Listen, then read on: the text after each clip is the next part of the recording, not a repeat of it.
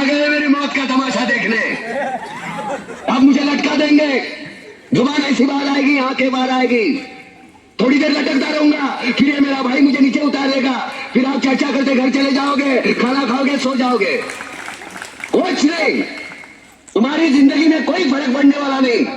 अंधेरे में रहने की आदत पड़ी है तुमको, गुलामी करने की आदत पड़ी है। पहले राजा महाराजाओं की गुलामी की, फिर अंग्रेजों की, अब चंद गद्दार नेताओं की और गुंडों की।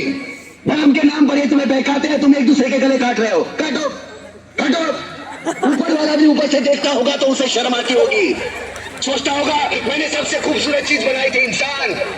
इंसान नीचे देखा तो सब कीड़े बन गए, कीड़े कीड़े रेंगते रहो, सटते रहो और मरो। आए और गए, खेल खत्म। क्यों जिए मालूम नहीं, क्यों मरे मालूम नहीं। कलम वाली बाई क्रांति लाना चाहती थी, कलम के जोर पर काले वर्तमान को खत्म करना चाहती थी। कौन समझा उसकी बात को? सब साले मुर्दे, जिंदा लाशें। किसे जगाती वो? मैं जाग गया, कुछ अच्छा काम करके जा रहा हूं, सुकून है।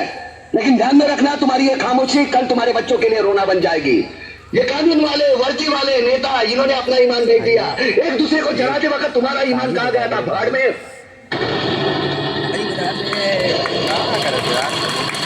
ये विश्व जैसा हमारा पड़ोसी मुल्क आने वाले कल में शायद अपने आप को दुनिया के नक्शे पर देख नहीं पाएगा। एक बात भूल रहा है, उनके घर में जो रोटी बनती है ना, उसका आटा भी विदेशी चक्की से पीस के आता है। साले अपने खुद के देश में सुई नहीं बना सकते और हमारे देश को तोड़ने का सपना देखते हैं।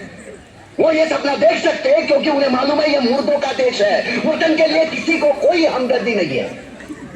इसे तोड़ना बिल्कुल आसान है। मैं हिंदू, मैं मुसलमान, मैं सिख, मैं फलाना, मैं ढिमका।